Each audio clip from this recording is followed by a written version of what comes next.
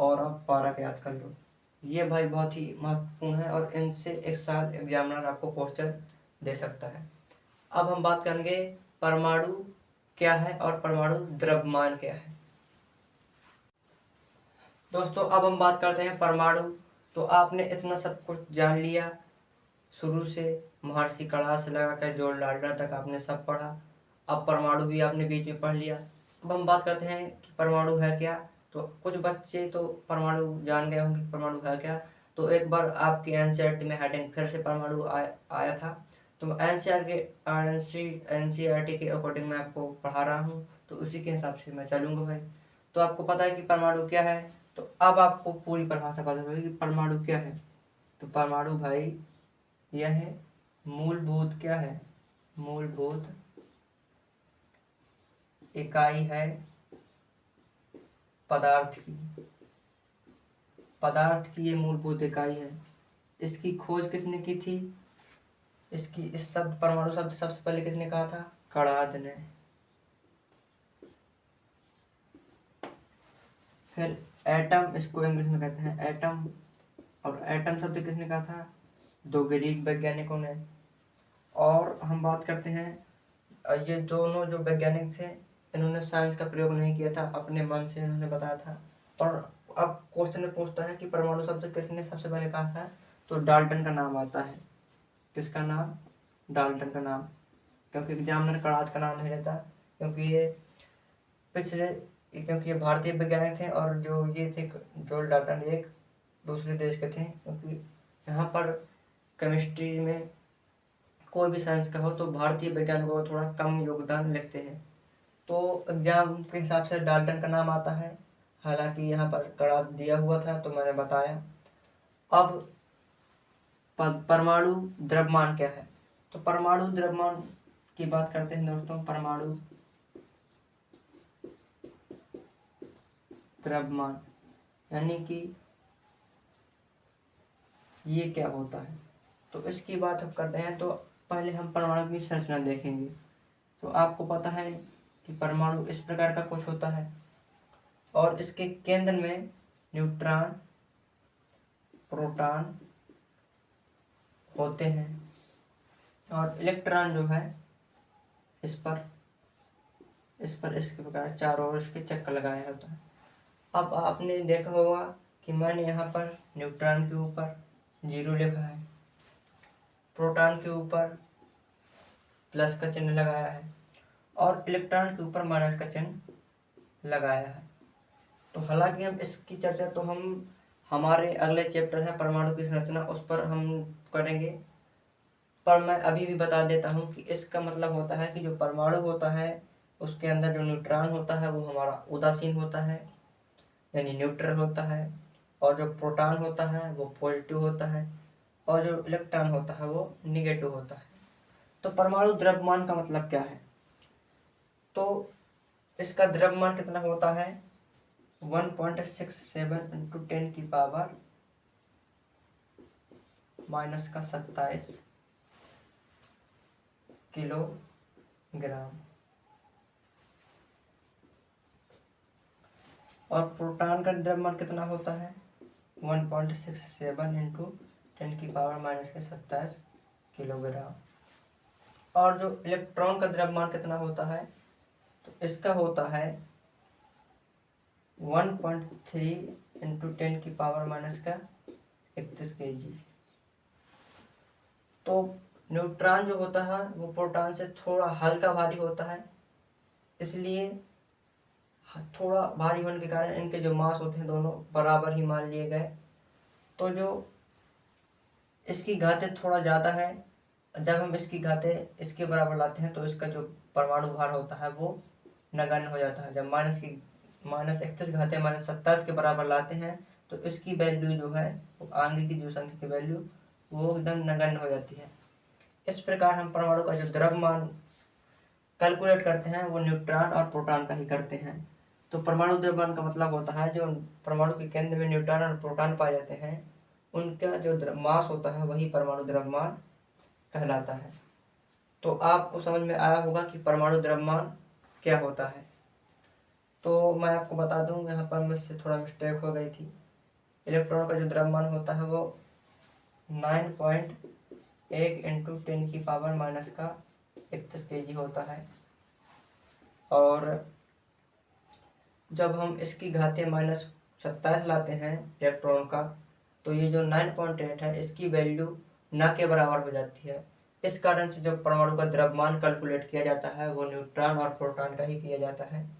अब हम बात करेंगे दोस्तों कि जो मोल के बारे में और मोलर द्रव्यमान के बारे में, और उनका जो सूत्र द्रव्यमान है वो कैसे विभिन्न प्रकार के यौगिकों का कैलकुलेट करते हैं। अब दोस्तों हमारा अगला टॉपिक यानी कि अगला हेडिंग है आणविक द्रव्यमान तथा मोल। तो हम बात करेंगे आणविक द्रव्यमान तथा मोल की। तो हेडिंग पर मैंने लिख दिया है आणविक द्रव्यमान तथा मोल, पर ये जो मोल है वो एक अलग शब्द है और आणविक द्रव्यमान जो है वो अलग शब्द है। हालांकि मैंने लिख तो दिया है दोनों एक साथ, पर हम कवर सबसे पहले करेंगे आणविक द्रव्यमान, फिर हम आएंगे मोल के बारे में, यानी कि मोल क्या होता है। तो इसमें पूछा जाएगा आपको कि यौगिकों के आणविक द्रव्यमान निकालना। तो आणविक द्रव्यमान पूछेगा निकालना, या फिर आपको कहेगा इसका मोलर द्रव्यमान निकालिए, इसका आणविक द्रव्यमान निकालिए। आपको कोई यौगिक देगा और पूछेगा इसका आणविक द्रव्यमान निकालिए, इसका मोलर द्रव्यमान निकालिए और इसका सूत्र द्रव्यमान निकालिए। तो आपको ये तीनों शब्द देगा, परंतु आपको क्या करना क्या है, एक ही चीज से इसका फाइंड करना है। तो तीनों शब्द एक है, परंतु इनका जो क्वेश्चन जो हल होगा वो एक ही प्रकार से हल होगा। तो यौगिकों को आणविक द्रव्यमान, मोलर द्रव्यमान, सूत्र द्रव्यमान तभी आप ज्ञात कर सकते हो जब आपको ज्यादा नहीं मैं कह सकता, आपको हाइड्रोजन से लगाकर कैल्शियम तक यानी 1 से 20 तक के परमाणु क्रमांक याद होना चाहिए, परमाणु द्रव्यमान याद होना चाहिए और उनकी वैलेंसी यानी कि संयोजकता याद होनी चाहिए। तभी आप इनके आणविक द्रव्यमान निकाल सकते हो। फिर भी जिन बच्चों को याद है उनके लिए तो बहुत अच्छी बात है, हम कैलकुलेट तुरंत कर ही देंगे जब मैं बता दूंगा। और जिनसे नहीं बनता तो मैं आपको एक शॉट लाऊंगा, उस शॉट में 1 से 20 तक के सभी के परमाणु क्रमांक होंगे, सभी तत्व होंगे और उनकी बैलेंसी होगी और उनका परमाणु द्रव्यमान होगा, तो वो आप याद कर सकते हो। फिर आप इस दो क्लास को दोबारा देख सकते हो, तो आपको उस मोलर द्रव्यमान यानी सूत्र द्रव्यमान और आणविक द्रव्यमान मान निकालना आसानी से आ जाएगा। तो हमारे एनसीईआरटी में दिया हुआ है पहले जल का, तो हम जल का देखेंगे। अब पूछेगा एग्जामिनर, आपसे पूछ सकता है, ये क्वेश्चन आ भी सकता है अभी एग्जाम में आपके इस वर्ष कि H2O यानी जल का आणविक द्रव्यमान फाइंड कीजिए, ज्ञात कीजिए। तो उसको निकालने के लिए हम सबसे पहले हर यौगिक की, हर तत्व की परमाणु द्रव्यमान याद होना आवश्यक है। तो जिनको याद होगा उनसे तो बन जाएगा, परंतु जिनको याद नहीं है अभी तो वो याद कर सकते हैं।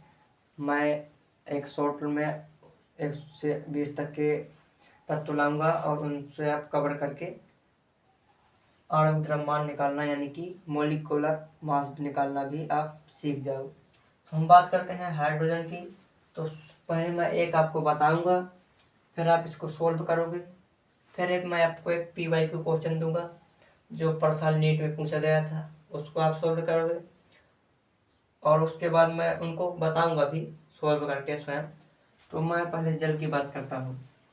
तो हमको आणविक द्रव्यमान निकालना या फिर मोलर मास निकालना या फिर सूत्र द्रव्यमान निकालना, कोई भी कुछ शब्द कहे। अब हमारा पहला क्वेश्चन है जल का यानी H2O का मोलर मास निकालना या फिर सूत्र द्रव्यमान निकालना या फिर आणविक द्रव्यमान निकालना, किसी भी टाइप से क्वेश्चन पूछ सकता है पर फंडा उसका सेम ही रहेगा। तो हमको सबसे पहले करना क्या है, उस तत्व का देख लेना है कि वो तत्व कितने हैं। तो सबसे पहले हम देखेंगे हाइड्रोजन की। तो हाइड्रोजन कितने हैं, 2 है। तो हमको सबसे पहले 2 लिख लेना है, पर हमको गुणा लगाना है। फिर उसके बाद हम उस तत्व का नाम लिख लेंगे, फिर हम प्लस लगाएंगे, फिर हम दूसरे तत्व में आएंगे, उसको देखेंगे वो कितना है, तो वो 2 है। तो हम यहाँ पर 1 लिखेंगे, सॉरी एक है क्योंकि ऑक्सीजन, तो एक लिखेंगे। फिर हम उसमें मल्टीप्लाई करेंगे और उस तत्व का नाम लिखेंगे। अब दोस्तों हम करेंगे, कितने तत्व हैं? हाइड्रोजन के 2 हैं। अब हाइड्रोजन का पहले, अब हम यहाँ पर जरूरत पड़ती है हर तत्व के परमाणु द्रव्यमान ज्ञात करना। तो हाइड्रोजन का परमाणु द्रव्यमान 1 होता है और परमाणु क्रमांक दोनों 1 होता है। तो हाइड्रोजन का परमाणु द्रव्यमान 1 हो गया। और ऑक्सीजन कितना है? 1 है। तो ऑक्सीजन का और द्रव्यमान कितना होगा? परमाणु द्रव्यमान 16 होता है। अब जब 2 का गुणा 1 में होगा तो यहाँ पर 2 ही आएगा, प्लस 16 का गुणा 1 में होगा तो 16 ही आएगा। और जब 16 और 2 कितने होते हैं? 18 यूनिफाइड। जब किसी भी यौगिक का हम मोलर मास, सूत्र द्रव्यमान या आणविक द्रव्यमान कैलकुलेट कर लेते हैं तो उसके लास्ट में यू लगाते हैं, इसका मतलब होता है यूनिफाइड। और उसका मतलब हम उस अध्याय में पढ़ेंगे जो अगला है हमारा, परमाणु की संरचना, एटॉमिक स्ट्रक्चर। अब आपको सूत्र द्रव्यमान निकालना, मोलर मास निकालना या फिर आणविक द्रव्यमान निकालना आपको अच्छी तरीके से समझ में आया होगा। ये इसका आंसर हो गया। अब एक बार आप इसकी प्रैक्टिस करो, फिर मैं आपको पीवाई को दूंगा जो पिछली वर्ष आया गया था कैल्शियम क्लोराइड का, उसका पूछा गया था, जो कि आपके एनसीईआरटी में ही है और पिछली साल पूछा भी गया था। तो पहले आप नाइट्रिक अम्ल का निकालिए, HNO3 का निकालिए सभी लोग। तो अब मैं बताता हूँ नाइट्रिक अम्ल का। तो क्या करना है, उसी तरह जैसे जल का अम्ल निकाला, नाइट्रिक अम्ल का उसी तरह निकाल लेंगे। तो हाइड्रोजन कितना है? 1 है। उस तत्व का नाम लिखना है हाइड्रोजन। फिर हमको प्लस लिखना है। फिर हमको दूसरा तत्व देखना है कि नाइट्रोजन कितना है? 1 है। फिर हमको 1 लिख लेना है। फिर उससे गुणा कर देंगे उस तत्व का, कितने हैं वो तत्व का नाम लिख लेना है नाइट्रोजन। फिर हम प्लस लिखेंगे यहाँ पर। अब तीसरे तत्व पर आएंगे, वो ऑक्सीजन कितने हैं? 3 है, तो हम यहाँ पर 3 लिख लेंगे। फिर हमको क्या करना है? मल्टीप्लाई करना है। कितने हैं ऑक्सीजन लिखने, ऑक्सीजन की संख्या, ऑक्सीजन। अब हम 1 लिखेंगे। फिर मल्टीप्लाई, हाइड्रोजन का परमाणु द्रव्यमान कितना होता है? 1 होता है, प्लस 1 फिर लिखेंगे। नाइट्रोजन का परमाणु द्रव्यमान कितना होता है? 14। तो यहाँ पर हम 14 लिखेंगे।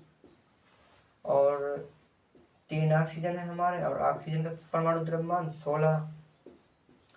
तो अब गुणा करना आता ही है, सभी लोग कमेंट में लिखो सभी लोग कितना गुणा आता है।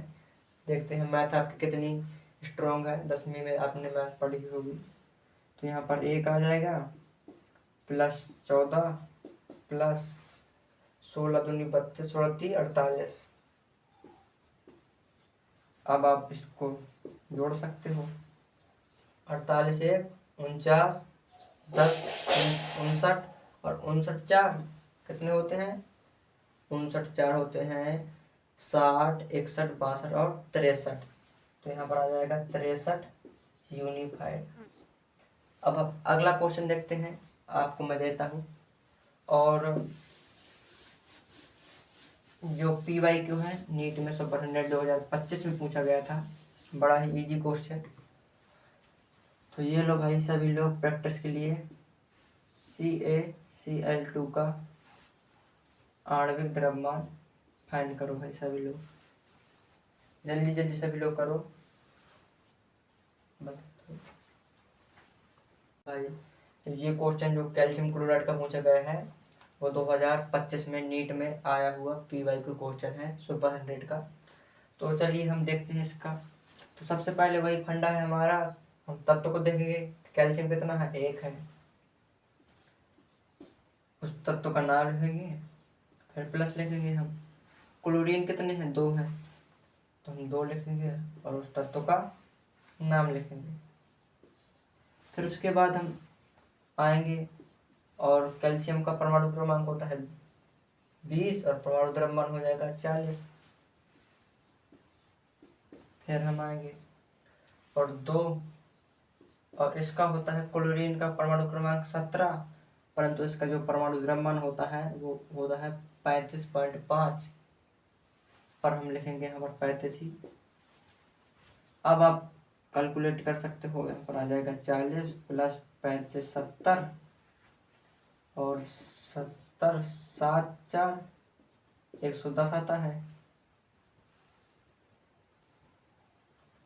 और इसमें जो आंसर होता है वो आता है आपका एनसीईआरटी में तो 111 यूनिफाइड दिया गया है, यहाँ पर हमारा कैलकुलेट 110 आ रहा है। इसका भी रीजन है क्योंकि वहाँ पर उन्होंने पॉइंट लिया हुआ था, और जो वो आता है कैलकुलेट वो 11.10.110.5 आता है, जो हम मान लेते हैं 111 यूनिफाइड।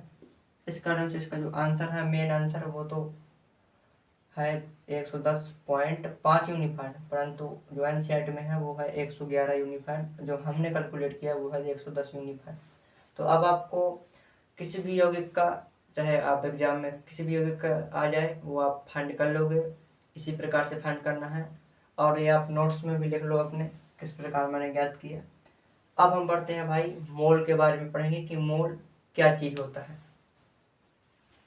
दोस्तों अब हम चर्चा करेंगे मोल, यानी मोल क्या है। तो मोल शब्द के बारे में, तो मोल बेसिकली एक संख्या का मान है। जैसे कि एक दर्जन होता है, एक ग्रोस होता है। एक दर्जन में 12 कोई भी वस्तु होती है, एक दर्जन बराबर 12 होता है। और एक ग्रोस एक संख्या है जिसमें 144 कोई भी चीज़ हो। तो ऐसे ही एक मोल शब्द है जिसमें बहुत सारी कण आते हैं, किसी भी पदार्थ के बहुत सारे कण आते हैं, तो उसको ही हम मोल शब्द कहते हैं। तो कितने कण आते हैं? 6.03 × 10⁻23 मोल, इतने कण होते हैं। तो हर बार हम थोड़ी लिखेंगे कि 6.023 × 10⁻23, तो इसको एक शब्द दे दिया गया मोल। और इसका एक वैज्ञानिक तरीके से भी नाम होता है, जिसका नाम है आवागाद्रो। आवागाद्रो के वैज्ञानिक के नाम से प्रसिद्ध है। जो इसका वैल्यू है वो आवागाद्रो है, और इसको हम आवागाद्रो को एक आईने के नाम से भी लिखते हैं।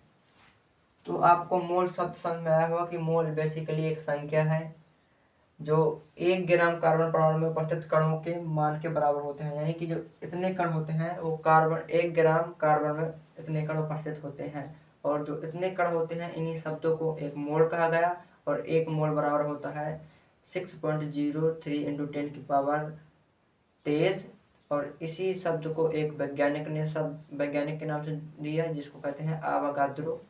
अब मोल के कुछ क्वेश्चन भी आते हैं जो कि आपके एग्जाम में नहीं आने हैं, वो 11th और 12th में हैं, जिससे मोल से रिलेटेड थ्योरी मतलब न्यूमेरिकल आते हैं, पर आपके एग्जाम में नहीं पूछे जाने हैं। तो ये चैप्टर इसी के सहारे हमारा समाप्त होता है, और इसकी PDF हमारे टेलीग्राम चैनल पर मिल जाएगी, और टेलीग्राम की लिंक जो है हमारे YouTube डिस्क्रिप्शन पर लगी हुई है। तो हमारा पहला चैप्टर कंप्लीट हो गया है, पदार्थ तथा उसकी अवस्थाएं। अब ये दूसरा चैप्टर है, परमाणु तथा अणु, वो भी कंप्लीट हो गया है। अब हम जो हमारी अगली क्लास आएगी केमिस्ट्री की, वो हमारी 9th की अंतिम होगी, और उसके बाद 10th में पोर्शन आएगा। जो 30% हमारा केमिस्ट्री का है वो 9th का है, और 70% हमारा 10th का है। तो हमने जो 30% है वो हमने कवर कर लिया। अब है 70% की बात, तो हम 70% परसों से कवर करेंगे, जो कल हमारी क्लास होगी। कल तो मेरी ये जो परमाणु की संरचना है 9th का एक चैप्टर बचा है, तो वो कल नहीं होगा, वो परसों होगा, क्योंकि कल मुझे कहीं जाना है, हमारी शादी है हमारे रिश्तेदारों में, तो शादी में जाना है। इस प्रकार से मैं परसों आऊँगा, और परसों परमाणु की संरचना पढ़ाऊँगा। फिर उसके बाद हमारा 9th का पोर्शन ख़त्म हो जाएगा, जिससे आपके केमिस्ट्री में 10 नंबर क्वेश्चन इन 3 चैप्टर से पूछे जाने हैं। तो आपका 10 नंबर का जुगाड़ हो गया पूरा, यदि आपने अच्छी तरीके से पढ़ा होगा, नोट्स बनाए होंगे तो। और उसके बाद परसों से हमारी जो परमाणु की संरचना है, उसके बाद 2 दिन का रेस्ट लेकर हम पढ़ेंगे 10वीं का पोर्शन, जिसमें हम रासायनिक अभिक्रियाएं, अम्ल क्षार लवण, धातु अधातु, कार्बनिक तथा उसके यौगिक, इतने चैप्टर हैं। परंतु सुपर 100 में 1-2 चैप्टर और आने हैं जो हम ये चैप्टर 10वीं के कवर कर लेंगे, फिर भी हम पढ़ेंगे, जैसे कि आवर्त सारणी वाला चैप्टर और रासायनिक बंध, ये चैप्टर आने हैं, तो ये चैप्टर हम कवर करेंगे। फिर हमारी केमिस्ट्री पूरी कवर हो गई। फिर हम आएंगे बायोलॉजी पढ़ेंगे, फिर बायोलॉजी इसी प्रकार प्यारे से तरीके से हम ख़त्म करेंगे। फिर फिजिक्स आएगा और ये सिलेबस हम पूरा आपको मई के फर्स्ट वीक तक ख़त्म कर देंगे और लास्ट वीक तक आपका एग्ज़ाम हो जाएगा और उसके बाद रिवीजन आपको करने हैं नोट्स बनाकर। तो चलिए दोस्तों, अब हम मिलते हैं अगली क्लास में हमारी परमाणु की संरचना, द स्ट्रक्चर ऑफ आइटम पर। तब तक के लिए बाय बाय, धन्यवाद।